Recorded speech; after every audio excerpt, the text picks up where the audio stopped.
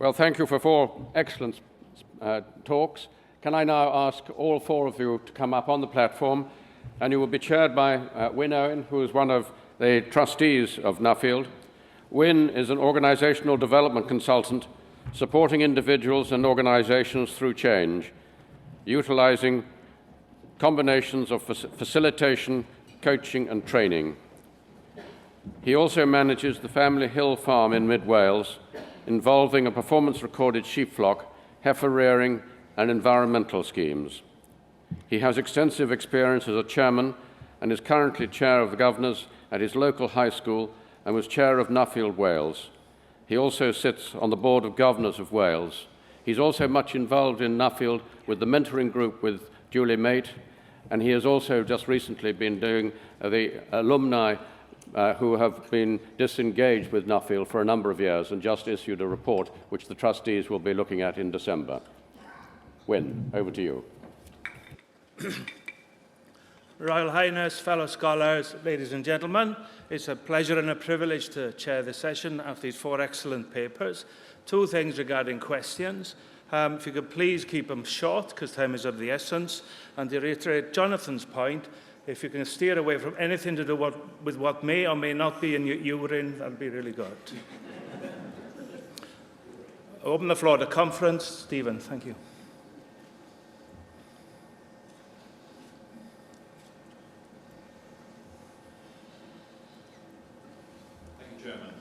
My questions are addressed to Jonathan. Both you and Catherine talked about social licence to operate or farm. Is that something we should be concentrating more on in the UK, and how do we go about it? Thanks, Stephen. I think it's something which perhaps people in the room think about. They're aware that that as farmers there are obligations across others in society, and that those obligations need to be met. In terms of the exact language, it's something which has been talked about by some people. In the other countries I visited, New Zealand, it was something which was really at the front and centre. And the way that I described it in Switzerland is rather than thinking specifically about a social licence to farm, they talk about it as being part of this bargain, what they refer to about public money for public goods. So you do your thing, we'll do your thing, and we'll help you to continue to be farmers, providing the sorts of benefits we want. So there are different ways of expressing the same thing, but I feel lots of the language are out there, particularly in countries where there is a high level of support. So the farmers are delivering something and the public are getting something back. They're expressing it in different ways, but I think that concept is out there. Thank you. We'll take 6, then 1, then 7, then 5, please, and see how we go. So 6. Matthew. Matt Swain, 2002 scholar. Question also for Jonathan. One of my observations on my scholarship was that levy boards and the co-ops were themselves the barrier to change. I just wonder if you found that they were either helping or hindering the process of change. Yes, so I think in the countries that I went to where there were significant levels of support, the farming bodies or the farming membership bodies there were very clearly trying to maintain the status quo. There wasn't a huge amount of appetite for change. I think you can obviously view that as one of 2 ways. You can view it as seeing that's their members' best interests to keep that going. I think there were some more progressive members and farmers who I talked to who felt that was challenging. So, for example, in Switzerland, the whole policy is around public money for public goods, and as I described, some farmers found that really frustrating and said that the government had the farmers' bodies had kind of accepted it because there was a lot of money attached to it, but rather they'd have had much more had a discussion about how can we help farmers be better farmers rather than just how can we justify a big budget. So I think it's a fair challenge, and one of the things I talk about in my report is how, in a world of less direct support, what is the job of farming bodies? Having been a farming representative, albeit perhaps a more progressive organisation, your job is really to argue for lots of money for your members. When that money's not around to argue about, what's your job? And I think that's a big challenge for membership bodies across the UK to think about as the policies start to change. So to give Jonathan a break, can we have a question for someone else? Number 1, is your question for someone else? No. 7, is it? Yeah, Dave Roberts from SIUC. I'm really welcome, with my leaf hat on, particularly the emphasis on water. It's always been an important part of integrated farm management. I'd like to make one comment. We heard this morning about dairy cows and efficiency. And nitrogen efficiency is not the same as nitrogen surplus, and I think people need to sort of have a look at that. But my question really is the importance of precision agriculture, and how much do you think that is actually going to improve the way that we can manage and get cleaner water? Thank you. I think what it's going to do for us is help us move away from blanket application of crop inputs, not just nutrients, but also pesticides as well. And that's what I was referring to when I was talking about the inefficiency of the way we apply fertilizers and manures.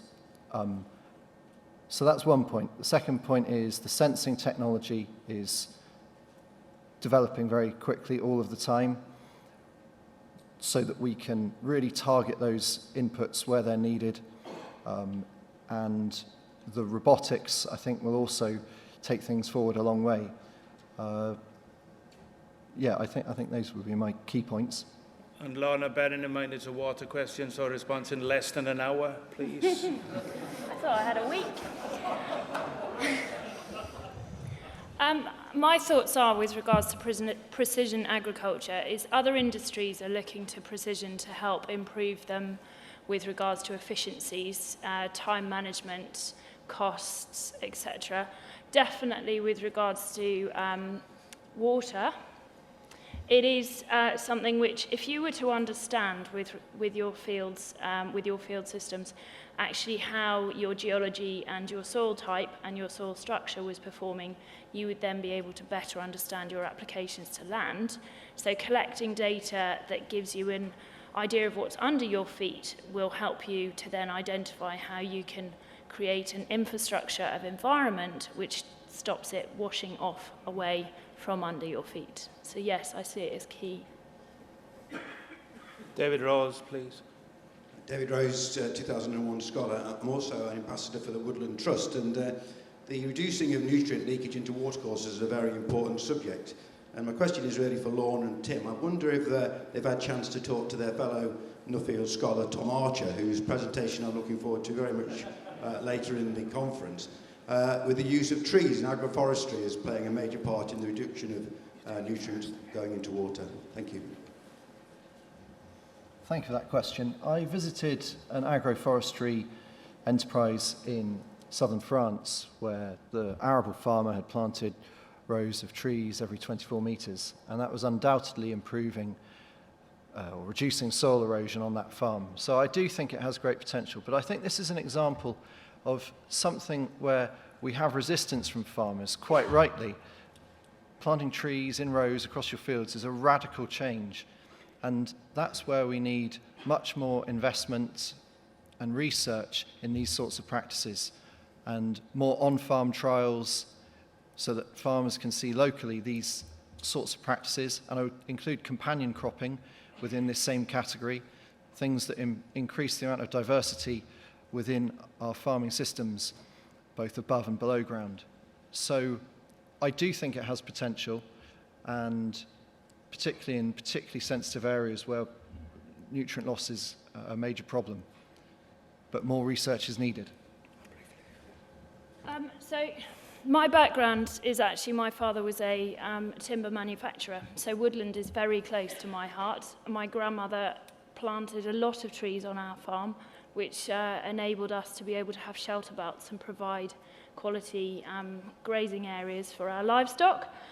One of the things that I've always felt is an issue, and I do work in the woodland industry, I continue to do manufacturing now myself, sort of, not the greatest of carpenters, is that actually you need to create a value for that crop. So woodland in the UK is not something, we're massively short of woodland, available woodland, but we're not promoting growth of it. And it shouldn't just be in your large conifer areas, it should actually be in shelter belt systems.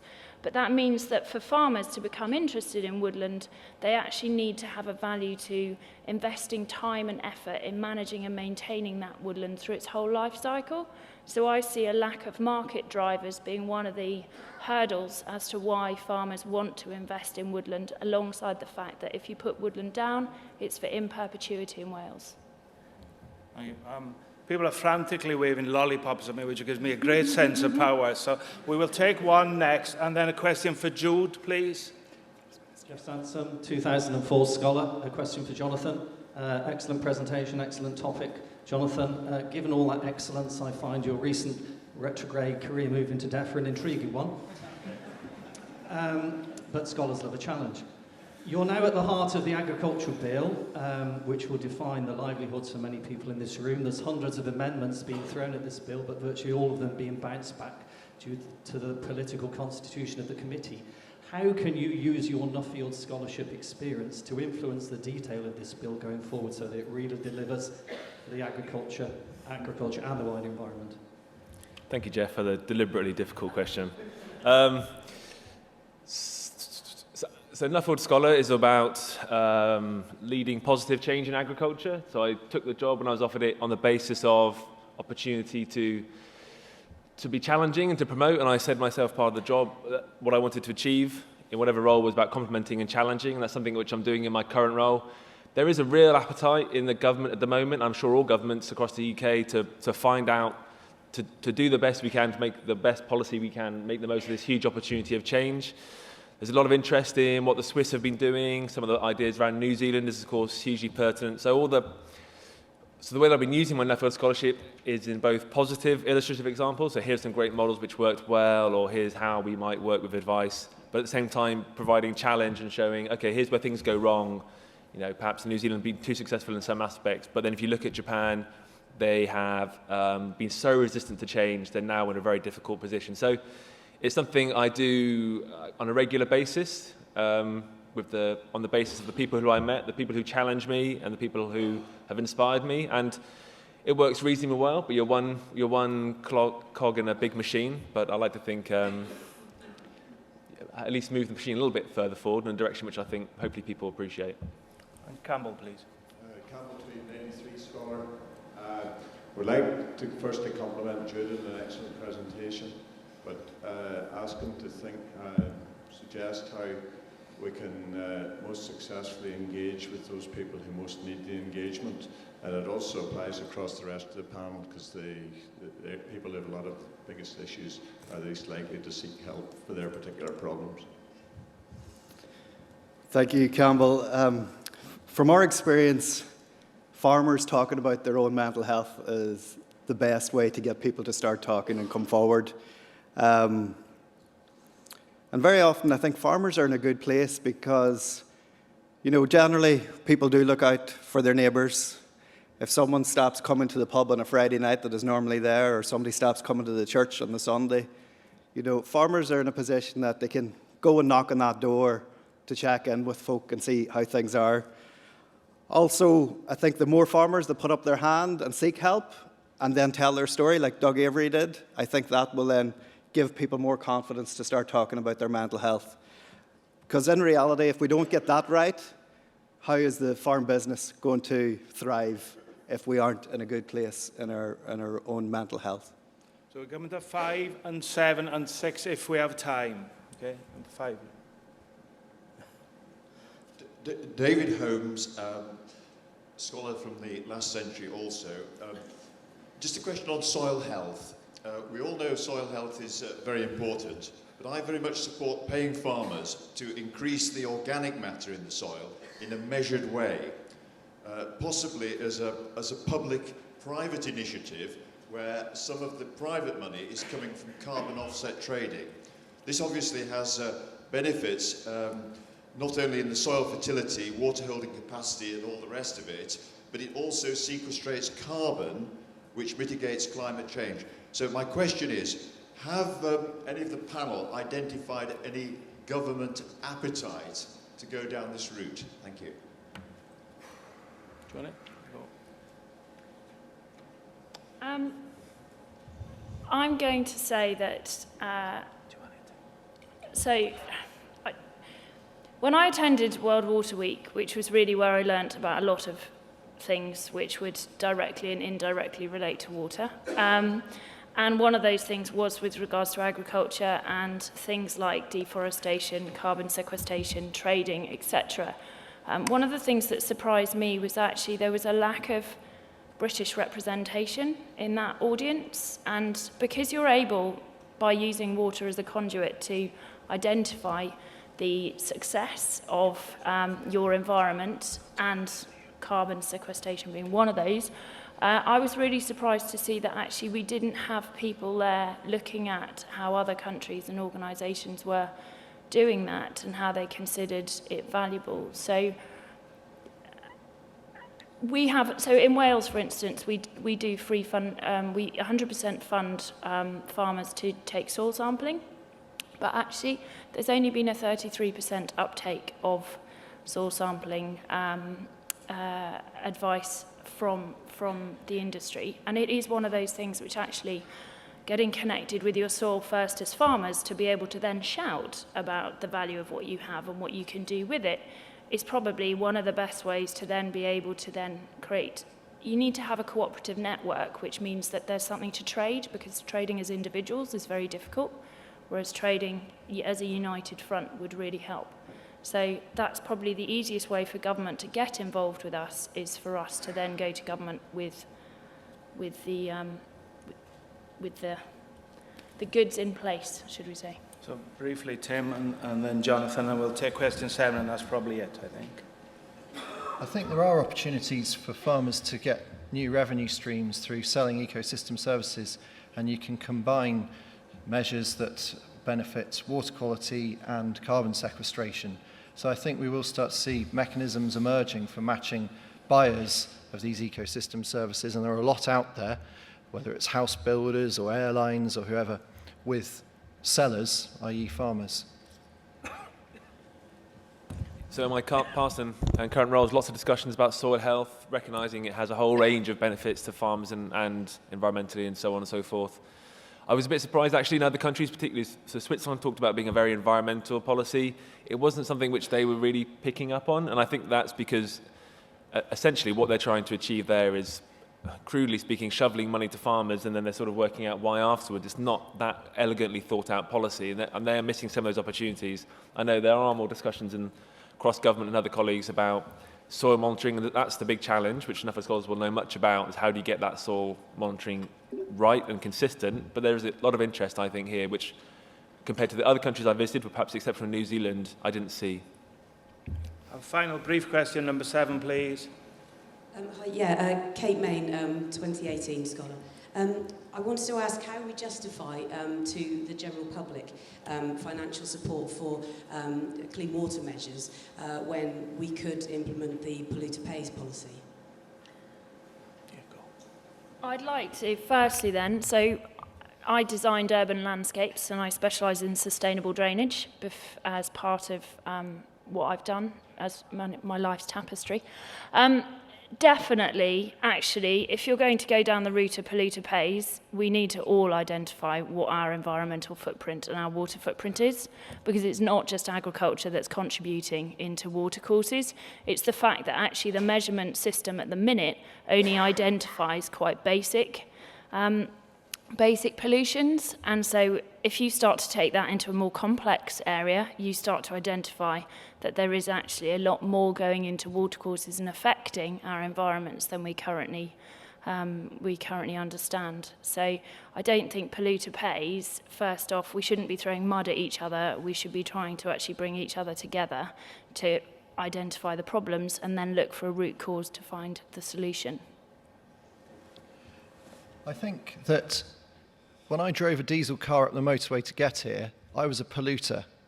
But I don't think I'm going to be fined for that pollution because I was using the best available technology, following the right speed limit, etc. And so I think we need to differentiate what's bad practice that farmers shouldn't be doing, and in comparison to simply the fact that we're never going to have 100% nutrient efficiency in food production. It could improve, and so there will always be some emissions to the environment with what we do. So it's getting the balance right between those two things. Thank you for some excellent questions. Sorry to those we couldn't quite get to. Conference, your presenting scholars.